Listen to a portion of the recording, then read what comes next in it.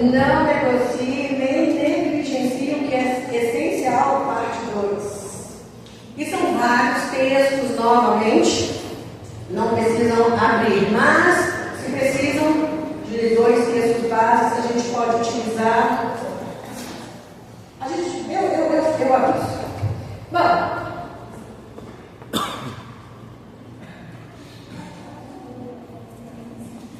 segundo Timóteo 13, diz assim: mantenha o padrão das sãs palavras que de mim você ouviu com fé e com o amor que há em Cristo Jesus. Por meio do Espírito Santo que habita em nós, guarde o bom tesouro que lhe foi confiado. 1 Timóteo 4, 15 e 16, dizem assim: medite estas coisas e dedique-se a elas, para que o seu progresso seja visto por todos. Cuide de você mesmo e da doutrina. Continue nestes deveres, porque fazendo assim, você salvará tanto a si mesmo como aos que o ouvem. 1 Pedro 1, 23.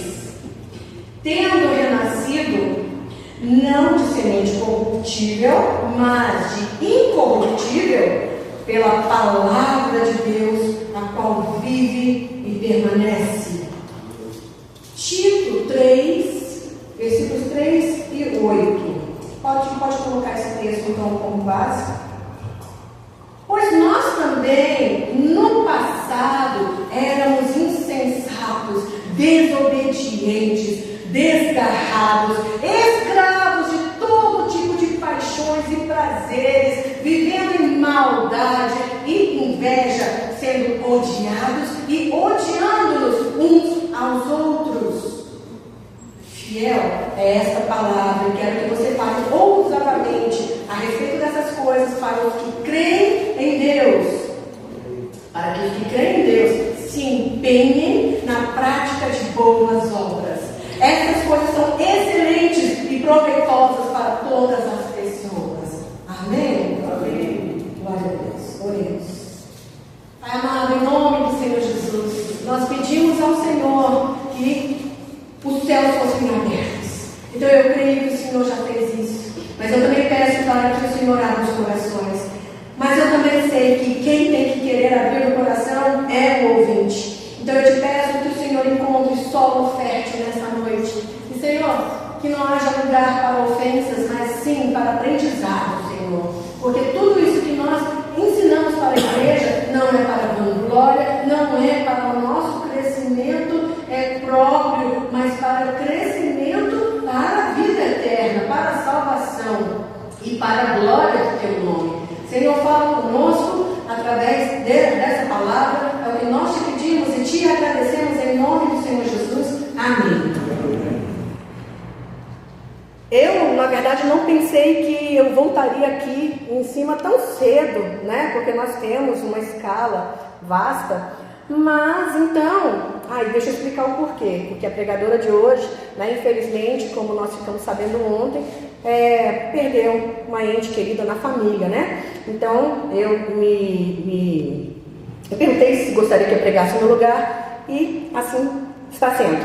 Então, eu não pensei que eu estaria aqui de volta tão cedo, né? Mas eu estou supondo, então, que a pregação de 2 semanas ainda esteja fresca na mente dos irmãos, né? Bom, quem não veio há 2 semanas, a boa notícia é que nós temos, né, as pregações no aplicativo da nossa igreja, então podem voltar até lá, né? Mas enfim, o motivo pelo qual nós damos ênfase na importância dos irmãos, da igreja, de anotar as pregações. Por quê? Os dados ficam mais retidos e isso é cientificamente comprovado, tá? Que a gente retém muito mais as informações quando a gente ouve e anota do que quando a gente só ouve. Mas eu também já ouvi bastante que tem pessoas que não conseguem, né, ouvir e anotar ao mesmo tempo. Realmente, né, isso daí é só para quem fez o curso de estenotipia. Que curso é esse? Aquela pessoa que está numa sala de audiência, ela digita tudo que que é falado em tempo real. Você e eu, nós não fizemos esse curso, né? Então o que a gente anota? A gente vai anotando as ideias principais. E mais ainda, quando o Espírito Santo vai falando com a gente vai acrescentando. Não é que a gente muda a pregação do pregador, mas a gente vai acrescentando coisas que vão nos edificar e vão fazer com que a gente retenha mais ainda aquilo que está sendo ensinado, né? E então, e a gente motiva tanto isso na nossa igreja que a gente tem um concurso no final do ano. Se você não participa, participe, tá bom? Enfim, eu gostaria apenas de lembrar os irmãos que a gente não consegue, né, anotar tudo que o pregador, ou até mesmo na escola, o que o professor fala. Eu que estou fazendo um novo curso, o que eu faço? Eu estou ouvindo, aí eu fico pausando, né? Na maioria das vezes eu escuto os áudios vezes 1,65, mas quando eu quero anotar, eu diminuo para 0,80, porque assim a pessoa vai falando mais devagar e aí eu vou conseguindo anotar, né, as informações.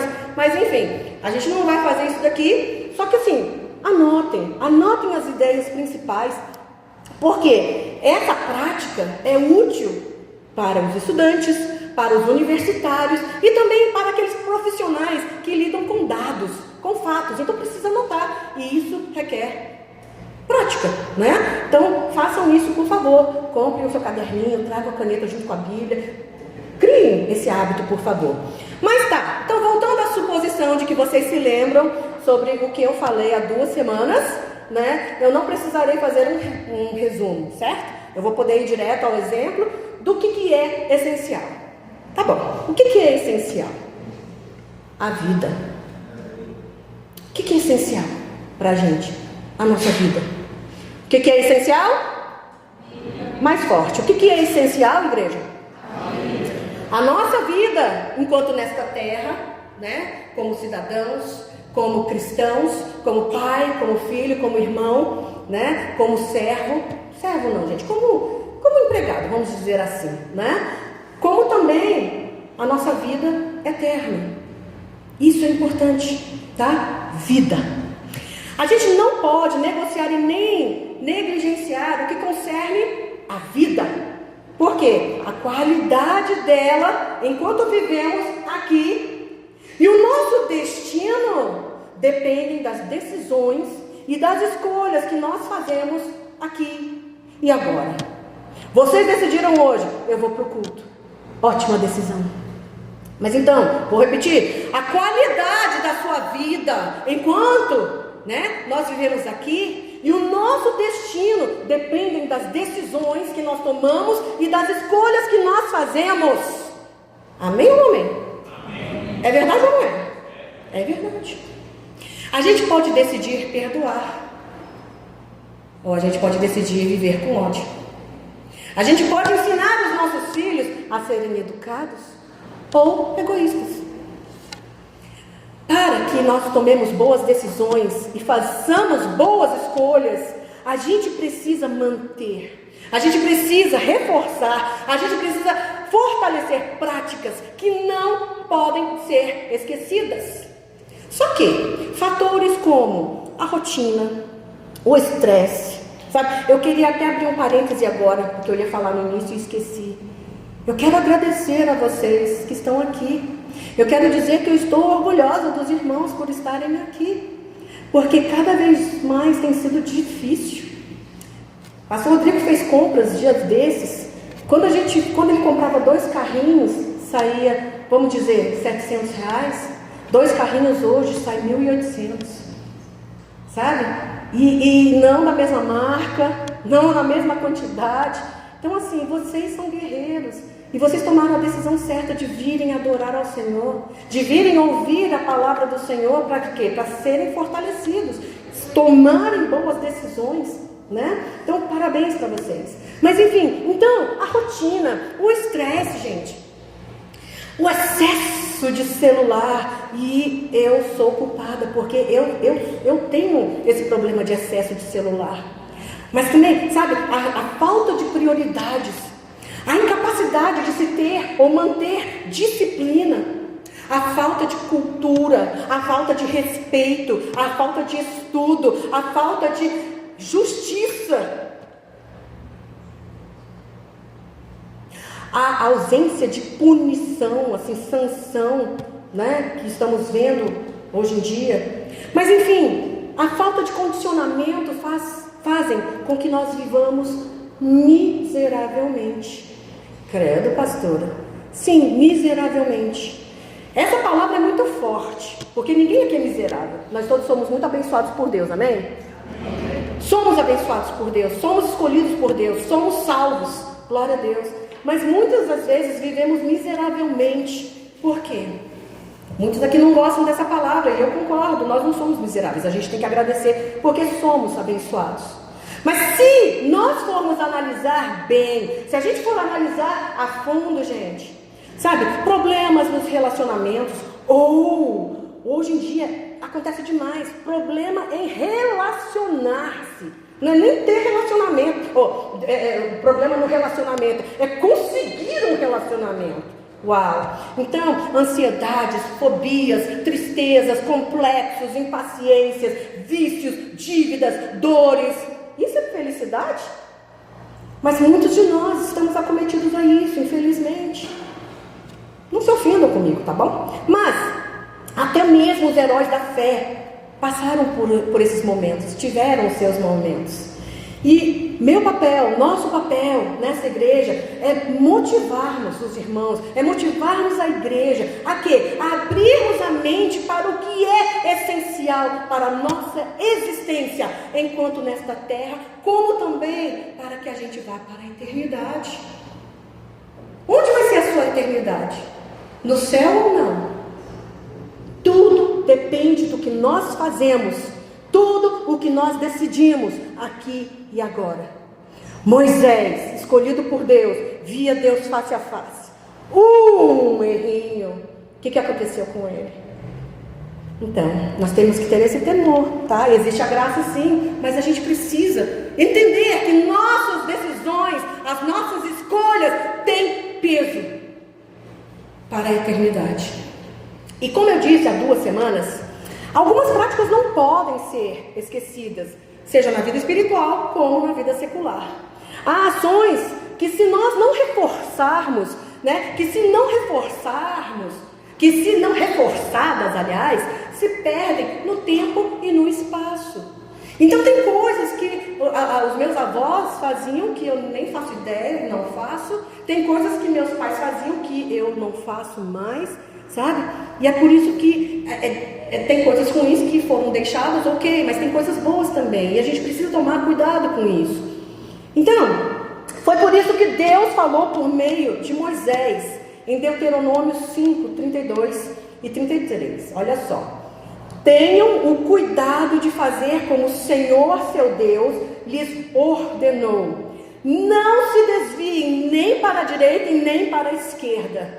Andem em todo o caminho que o Senhor, seu Deus, lhes ordenou, para que vocês vivam, para que tudo lhes vá bem e para que se prolonguem os seus dias na terra que irão possuir. E sabe o que é interessante? Em Josué 1, eu li semana retrasada, né? 1 de 7 a 9, mas eu vou ler 2 versículos de novo. Deus falou a mesma coisa para Josué, para que ele vivesse e praticasse, mas para que ele também ensinasse para o povo, para que ele ensinasse e reforçasse isso com o povo hebreu. Josué 1, 7 e 8. 7 e 8, Tão somente seja forte e corajoso, para que você tenha um cuidado de fazer segundo toda a lei que o meu servo Moisés lhe ordenou. Não se desvie dela, nem para a direita e nem para a esquerda, para que seja bem sucedido por onde quer que você andar. Vem que ele falou a mesma coisa para Moisés e para Josué. E aí ele continua: não cesse de falar deste livro da lei. Pelo contrário, medite nele dia e noite, para que você tenha cuidado de fazer segundo tudo o que nele está escrito. Então você prosperará e será bem sucedido. Quem quer ser próspero, quem quer ser bem sucedido, diga amém. Amém. Então já sabem, nós já sabemos o que nós devemos fazer, né? Mas então, diante de tantas coisas que foram ensinadas para o povo escolhido, E para você e para mim, por quê? Porque também nós fomos e somos escolhidos. Amém? Você crê nisso? Amém. Se você crê nisso, então olha para o céu e diga obrigado, Senhor. Obrigada, Deus. Pois é, nós precisamos então nos organizar, nos dispor, nos esforçar para quê? Para sermos pessoas do bem. Nós lemos agora há pouco o que estava escrito em Tito. No passado nós também éramos. Então, nós temos que nos organizar, nos dispor. A gente precisa se esforçar para sermos pessoas do bem, para fazermos diferente do que nós fazíamos antes. E fazermos, nos dispormos, organizarmos e nos esforçarmos para sermos como aquele grupo de pessoas, aqueles grupos de pessoas, conforme nós lemos na meditação, tanto em Timóteo como em Tito. Para tanto, gente, os referenciais, a gente tem que buscar os referenciais corretos. Referenciais corretos. Fontes corretas e boas. Então, nossa maior fonte é a Palavra de Deus. A nossa maior fonte é a Sim. A nossa segunda maior fonte é a oração, em que nós oramos ao Pai e o Espírito Santo vem e nos revela grandes coisas. Pois é. Então, a falta de conhecimento, as investidas em várias áreas, as investidas pelo diabo, gente, tem separado as pessoas de Deus. Como eu havia dito, há 2 semanas, o quê? O culto ao eu. Eu mereço ser feliz. Eu tenho poder para fazer o que eu quiser, Então, com mentiras, dúvidas, falácias, enganos, fraudes, rebeldia e ingratidão. Só que pela insistência desta igreja, pela insistência e ação do Espírito Santo, pela constância e perseverança na meditação na palavra de Deus, que você e eu, nós possamos nos esforçar para vivermos. O que é o lema desse ano? Alguém se lembra qual é o lema deste ano de 2025?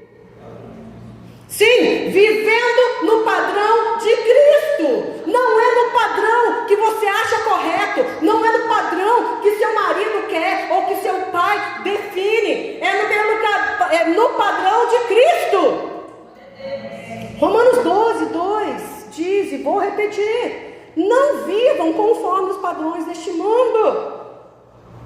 Gente, eu tenho visto demais, amados, pais super liberais, pais amigos. Eu não sei se vocês já assistiram vídeos, assim, não foi só um que eu assisti, vários, em que acho que são psicólogos, que ensinam, pais não são amigos dos filhos. Pais são educadores. Pais são aqueles que se preocupam com a salvação, para onde que eles vão, sabe? Pois é. Então não vivam conforme os padrões deste mundo, mas deixem que Deus os transforme pela renovação da mente, para que possam experimentar qual a boa, agradável e perfeita vontade de Deus. Mas e aí, o que é essencial? Já falei, a vida. Tudo o que vai te fazer e fazer os teus filhos a terem uma vida em paz. E tudo que vai levar você e os seus filhos para o céu. É isso. Ter prazeres, gente, ter conforto é bom e nós motivamos, sabe? Mas basear a vida em prazeres, em fama, em títulos, gente, tudo passa. E a pergunta é, onde é que nós encontramos essas informações, esses segredos, essas sabedorias? Sim, na palavra de Deus. E com certeza não é no TikTok, não é no YouTube, não é no Instagram, não é no Facebook. Quantas outras redes sociais que existem e mídias, porque tem um monte e eu não me atualizo nisso daí. Quem se utiliza desse meio para tomar decisões, ou para gastar o seu tempo para usufruir de momentos de dopamina, certamente não conseguirá usufruir o que é prometido nos textos que eu acabei de ler. Porque, amados, não são os artistas, não são os filósofos, não são os influencers, não são os professores nas faculdades que nos ensinam a sermos filhos bons. pais melhores, cidadãos decentes e cristãos salvos. Na semana passada eu falei, não, é o contrário a ação deles, né? Mas os atores, os youtubers, tiktokers, eles têm sido o seu referencial para você tomar as suas decisões, para você decidir como é que você vai gastar o seu tempo? Infelizmente, esses tiktokers, esses youtubers, né, têm sido referenciais. Não só youtubers, tá? Cantores, artistas, etc e tal. Têm sido referenciais para esta geração. E isso é extremamente preocupante, para não dizer desesperador. Alguém aqui teria coragem de ir fazer uma cirurgia com uma pessoa que aprendeu a fazer cirurgia, né, pela internet? Sim ou não? Mas daqui a pouco faltam médicos, faltam mecânicos, né? Porque o número de youtubers está crescendo assim exponencialmente. Enfim, se nós como pais, se nós como igreja, a gente não ensina, se a gente não vive os princípios bíblicos, a verdade é que esta geração está condenada. E quando eu falo geração, são as crianças, os adolescentes, os jovens e a gente, como os idosos também.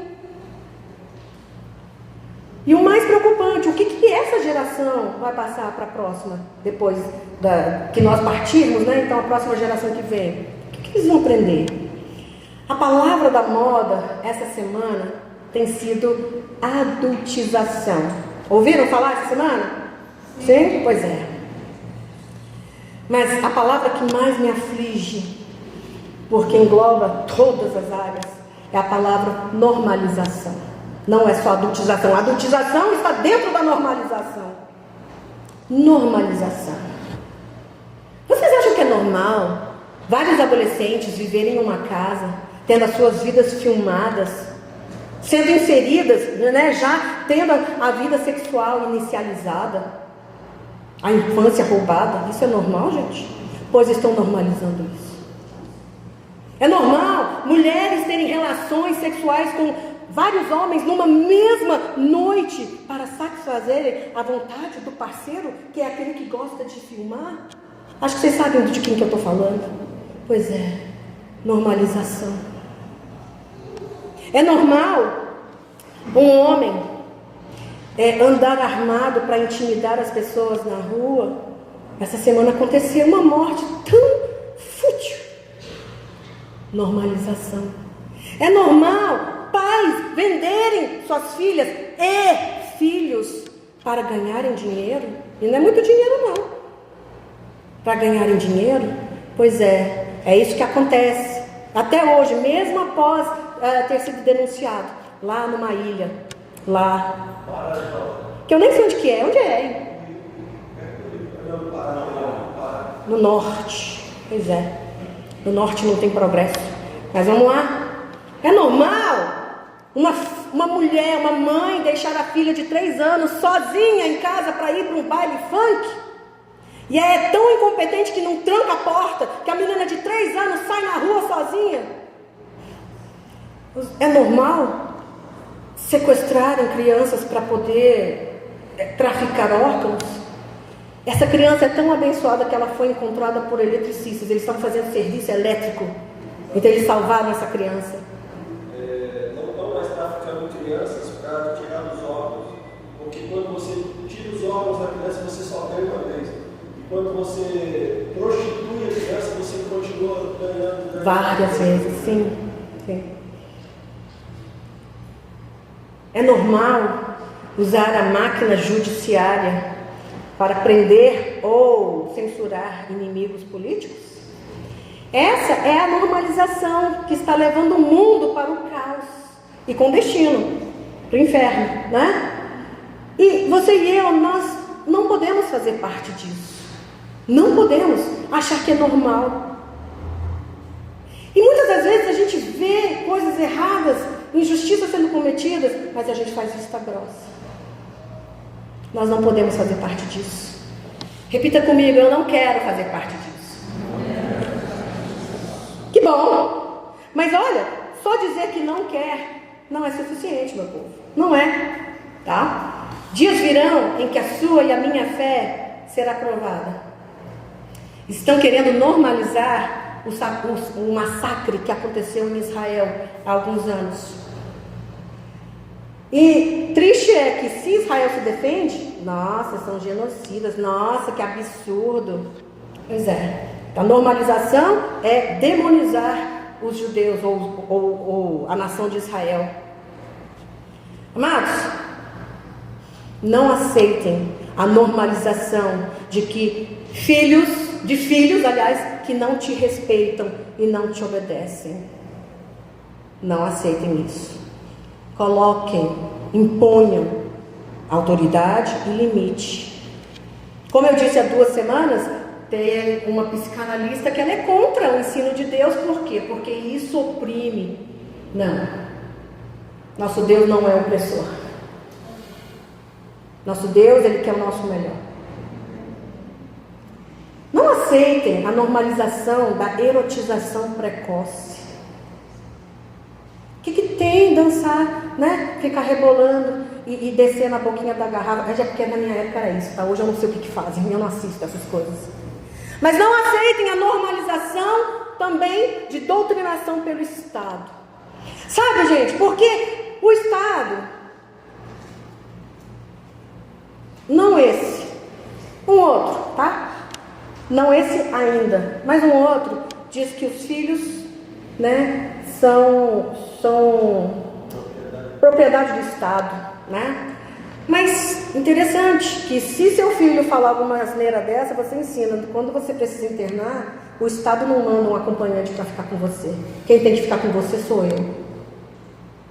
O Estado não manda um acompanhante.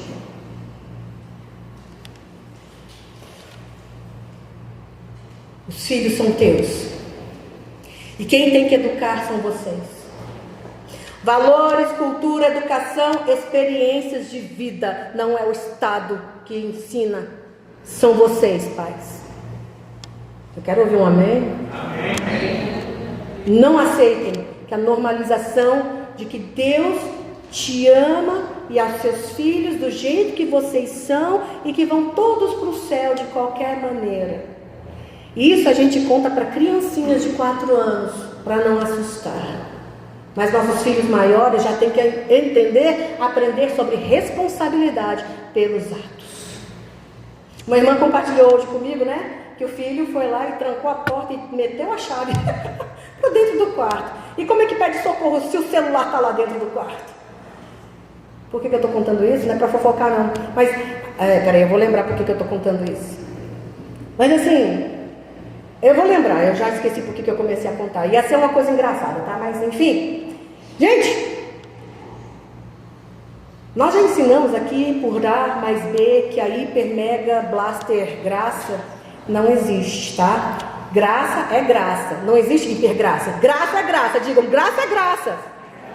Pronto, graça é graça e pronto. E é concedida para os que creem. E os que creem de verdade, que não vivem do jeito que querem, mas buscam a vontade do doador, daquele que dá a salvação. Então, pais, olhem para mim. Restringam o tempo de tela dos seus filhos. Ah, mas meu filho já tem 17 anos. Que seja, você que está pagando as contas, está morando debaixo do seu teto, são suas regras. Não tem essa de querer, de gostar, de espernear. Vida! Lembrem-se sempre dessa palavra, vida!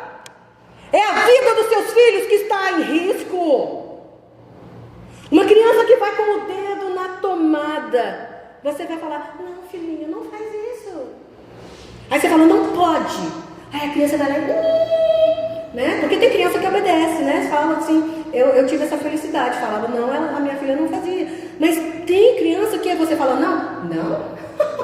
Aí vai lá mais ainda, né? E você vai lá e dá um tapa e não pode. Aí a criança, aí para não ouvir esse berreiro, não repreende, não faz nada. Você vai pagar para ver o que vai acontecer se ele enfiar o dedo na tomada? Não. Se você tiver que tomar medidas drásticas, Você vai ter que fazer isso, porque é a vida que está em risco. Sim ou não? Eu conheço um rapaz que a mãe está viva até hoje, mas teve depressão durante longos anos. Por quê? Porque o filho, ele pegou o carrinho naquela época, né? Era uma roda, um ferro, outra roda. O que ele fez? Ele desmontou o carrinho, pegou a roda e tchum na tomada. Morreu na hora. Pois é a vida do seu filho que está em risco. Vocês vão se dar por vencidos? Vão pagar para ver? E amados, na hora, eu até troquei isso, né? Porque na hora que eu estava preparando essa pregação, eu tinha dado alguns exemplos nada ortodoxos do pastor João. E eu também não tenho métodos nada ortodoxos, né? Vocês vão ver como eu lido com seus filhos. Método nada ortodoxo, mas funciona. Mas enfim, eu não quero ter dor de cabeça, então eu não vou entrar nesse mérito, gente. Mas, como bons entendedores, vocês entenderão, ou já entenderam a mensagem e tá bom, tá suficiente. Mas, quem quiser saber, pode me perguntar os exemplos, que tem a ver com fogão e que tem a ver com piscina. Já imaginam, né? Os métodos nada ortodoxos do pastor João. Pois é. Mas enfim, o essencial é a vida. Nós temos que ensinar os nossos filhos sobre a vida e de como sobrevivem, devem sobreviver quando a gente faltar. Vocês já pensaram nisso, pais? Se você morrer, quem é que vai cuidar? Graças a Deus que nós temos famílias, né? Familiares. Mas eu conheço 2 histórias de pessoas que não tinham ninguém. Ela perdeu, né? Essa pessoa perdeu com 15 anos. Ela teve... Porque ela aprendeu, né? Então ela se virou. Ela viveu uns 3 meses sozinha, se virando. E aí foi que o vizinho foi lá e adotou, cuidou, né? E aí, com 16 anos, ela casou. Mas enfim, se a gente faltar, nossos filhos estão instruídos de como devem se virar nessa vida? Nenhum de nós aqui é eterno, gente. Nós não sabemos o que vai acontecer quando a gente sair daquela porta. Estamos preparando os nossos filhos? Ou será que eles vão ficar perdidos? Porque infelizmente essa geração, ao mesmo tempo que tem muitas pessoas ruins, tem muitos pais cuidadosos. A questão é que é super cuidadosos. E aqui tem um deles, bem ali, ó. Estou apontando o dedo, estou bem ali, né? Ele nem viu que é para ele que eu estou apontando. Tá. Mas enfim, essa geração está muito perdida, não sabe o que fazer, como reagir a situações. E nós, como pais, a gente tem que ensinar como reagir. Método nada também ortodoxo da pastora Silvia. Ela falou assim, Vitória tinha 4 anos, né? E ela estava indo para a escola, ela falou, se um menino mexer com você, o que você faz? Você faz assim, com a sua mão, e você faz assim, pum, no nariz dele. Eu, mãe, não pode fazer isso, a gente ensina para a Vitória que não pode bater nos outros. Ela, Vitória, faz assim, pim, bem aqui, ó, bem aqui. Né? Mas enfim... Nós conseguimos convencer a Vitória que esse não é o meio de resolver as coisas. Mas nós temos que instruir os nossos filhos como sobreviver nesse mundo. Sermos bons pais não é fazer tudo, não é fazermos tudo que os nossos filhos querem, mas fazermos o que é preciso. Seu filho diz, eu não gosto de cenoura. E aí toda a refeição você tira cenouras do cardápio? Não, gente. A gente não pode fazer isso. Gente, nós estamos criando monstrinhos mimados. Sem contar que estamos privando o quê? A criança para que ela tenha fonte de vitamina A. Vocês sabem para que serve a vitamina A e como é importante? A vitamina A é importante para a saúde ocular. E podem perceber que cada vez mais crianças com menos idade estão usando mais óculos. Por quê? Muita exposição à luz azul. Muito tempo na frente da tela, do notebook, da televisão e assim vai. Na minha época a televisão era desse tamanho. E todo mundo assistia, né? De uma certa distância. Hoje em dia, tela de 52. Tem gente que tem tela daquele tamanho dentro de casa. Pra quê? Né? Um negócio bem assim. Pois é, mas tem. E isso é muita exposição. A vitamina A é importante para isso. É importante para quê? Para a saúde do cabelo, para manutenção da própria pele. Aí isso quer dizer que a gente tem que socar uma cenoura na criança? Não. Tem outras frutas, tem outros vegetais que tem fonte de vitamina A. O meu ponto aqui é que a gente não pode ceder às vontades e caprichos dos nossos filhos. Até mesmo pela lei civil, que a maioridade é quando uma pessoa alcança os 18 anos, nem por isso a gente pode. Você tem 18 anos, agora vai que é tua. Não, a gente não faz isso. Mas a gente ainda tem que instruir, a gente ainda tem que direcionar como pais e mães. A Amanda está casada, vai fazer 11 anos. Ainda até hoje a gente fala. Ela tem que tomar alguma decisão, a gente instrui, a gente dá as nossas sugestões e opiniões, porque a gente se importa. Sabe? Pois é.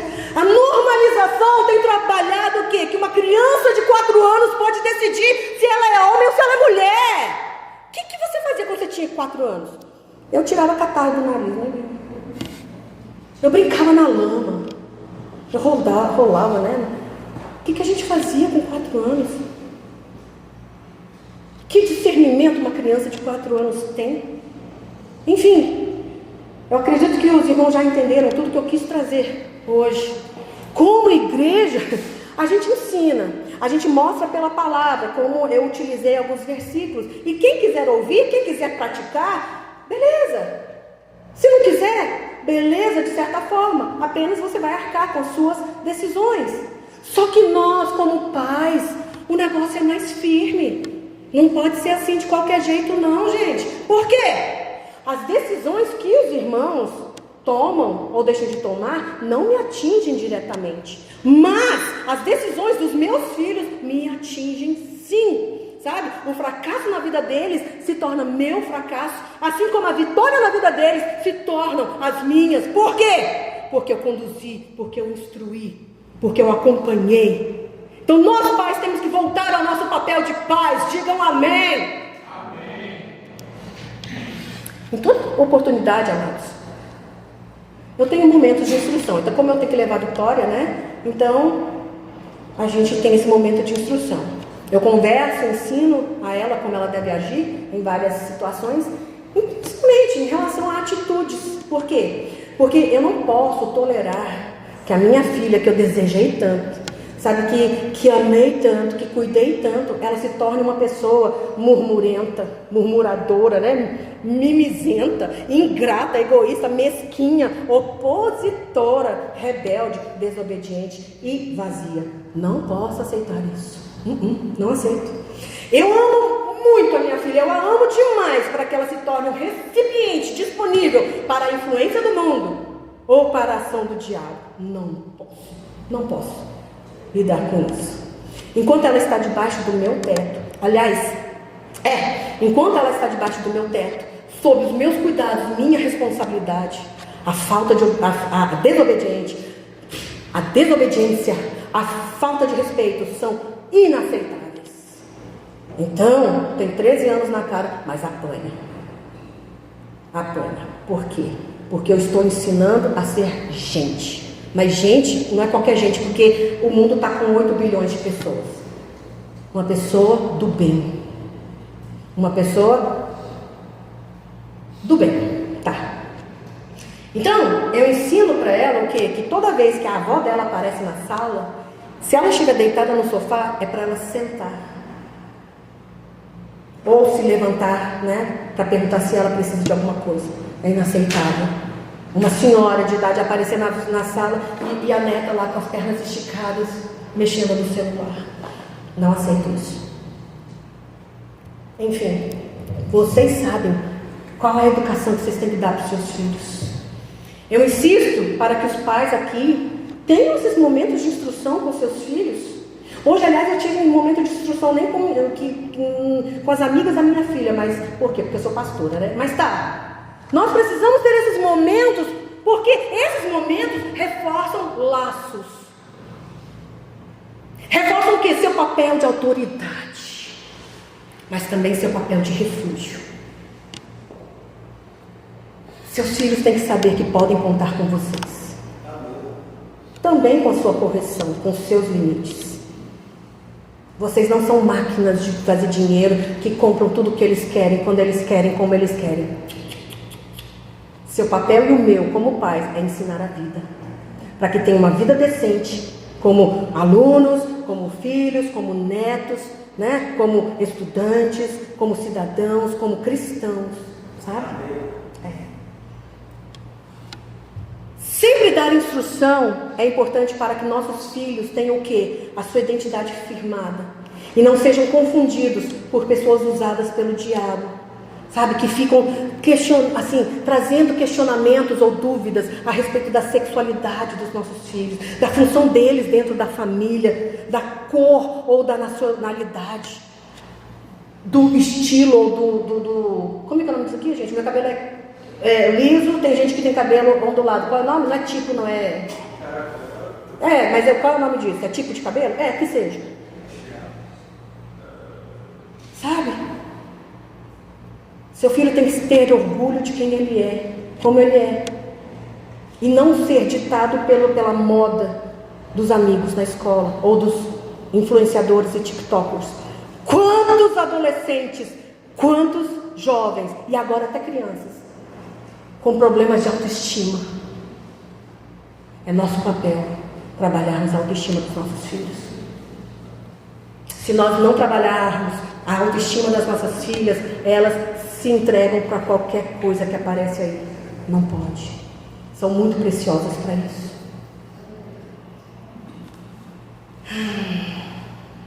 Então, a gente tem que ter esses momentos de instrução para que eles sejam posicionados no que eles são instruídos dentro de casa, à luz da palavra. E eu estou supondo que todos aqui ensinam seus filhos, dão ensinamentos e valores aos seus filhos à luz da palavra. Amém? Amém. E não pelos achômetros, não pelos traumas. Os meus traumas, vou dar um exemplo. Eu estava já para ganhar a Vitória, e o nome dela ia ser Victoria Young, acabou. Victoria Young. E eu expliquei, porque eu passei 39 anos da minha vida tendo que soletrar meu nome para toda a ligação que eu fazia, né? Para call center, cartão de crédito, consultas, qual é o seu nome? Aí tem que ficar lá, Rose, Jinhang, S-U, espaço, J-I-N, espaço, Y-A-N-G. Eu não queria um nome coreano para minha filha, para que ela não passasse toda essa dor de cabeça que eu passo até hoje. E vou passar até morrer, né? Por quê? Porque meu nome, não é tão fácil assim de reconhecer, etc e tal. Meu trauma, eu impedindo a minha filha de ter nome, sobrenome, ter um nome. O nome da minha filha é Victoria Vitoriosa, né? Alguma coisa assim desse tipo. Porque tem um nome lá em coreano, Yang. Então, muitas das vezes, a gente define pelos nossos achômetros o que tem, qual a deixa, né? Tá, mas os nossos traumas e as nossas dores. Não, gente, tem que ser à luz da palavra de Deus. Digam amém, gente. Amém. Ok. Nossa preocupação deve ser para que os nossos filhos sejam tementes a Deus. Aí tem muito solteiro aqui, né? Tem muito jovem. Gente, eu estou falando para vocês que a palavra entra e quando vocês casarem, tiverem seus filhos, a gente conversa, tá? Mas vai lá. A gente tem que ensinar os nossos filhos a quê? A confiarem em Deus, não na sua inteligência ou na força do seu braço. A gente tem que trabalhar para que os nossos filhos alcancem a estatura espiritual de Cristo Jesus. Principalmente para saberem como agirem e reagirem e não se desesperarem. Ultimamente o que nós mais temos visto é gente sofrendo de ansiedade, se desesperando com o novo ou com o desconhecido. A gente precisa ensinar os nossos filhos. Não podemos permitir que sejam pessoas fracas de espírito e nem de mente, que entram em pânico sem saber o que fazer diante de um obstáculo ou de um desafio, ou que são facilmente levados por influências de outras pessoas e ideologias. Amados, nós como pais, nós como igreja, não podemos negociar e nem negligenciar o que é essencial. Já falamos, vida, mas eu acrescento, salvação.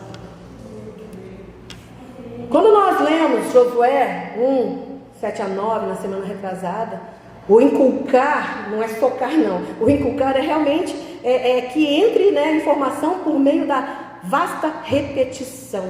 Pois é, isso é para quê, amados? Condicionarmos a mente. Condicionarmos a mente. A mente condiciona o restante do corpo para agir de acordo. Somos o tempo todo condicionados, e isso faz parte da vida, tá? Normal. Os irmãos são condicionados nessa igreja. Tem gente que é condicionada em outra igreja, que assim, aqui a doutrina é, você tem que usar, não, aqui mulher não usa calça. E a pessoa fica lá, se ela quiser se adequar ou não. Mas isso é um condicionamento. E aqui também os irmãos são condicionados. Mas aqui nós temos o temor de Deus. E a gente tenta condicionar para tudo que é bom e que está na palavra de Deus.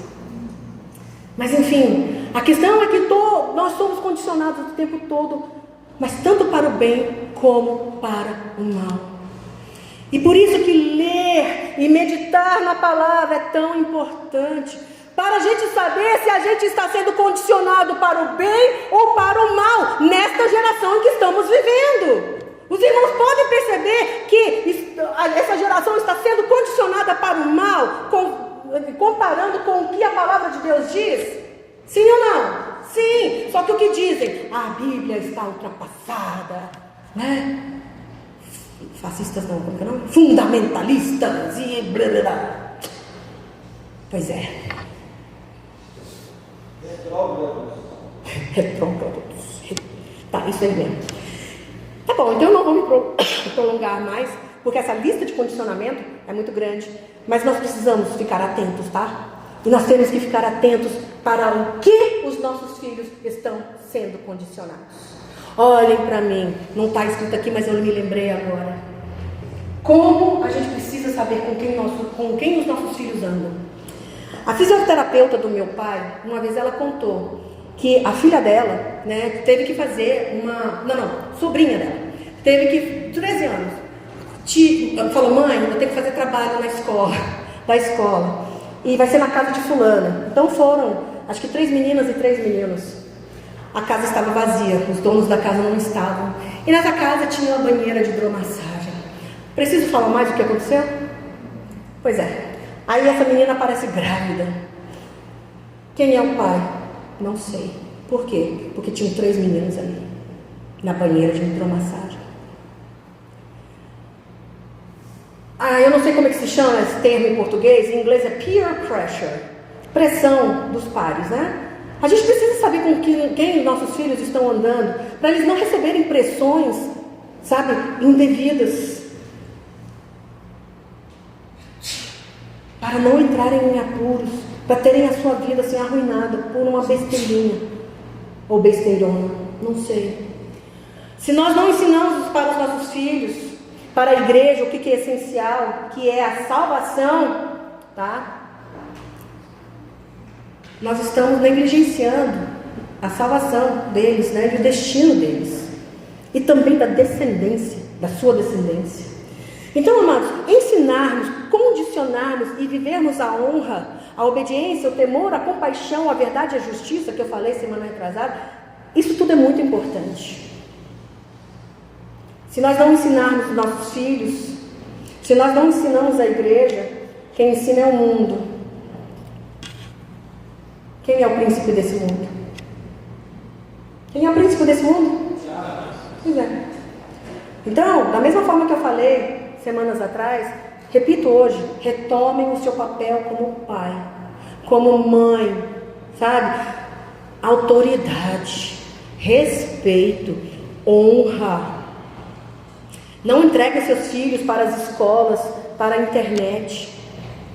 Quando eu falo seus, eu estou me incluindo, né? E vamos fazer isso por amor aos nossos filhos, pela salvação deles.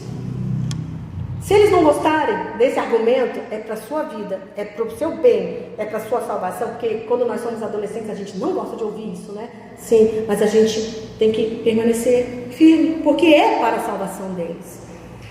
Se eles não gostarem desse argumento e postura, comecem a mostrar a realidade da vida, sabe?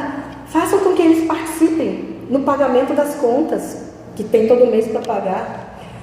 Coloquem para fazer estágio, ou se não procurarem emprego. Para quê? Para que aprendam sobre disciplina, horário, faça chuva, faça sol, esteja com sono ou não, sabe?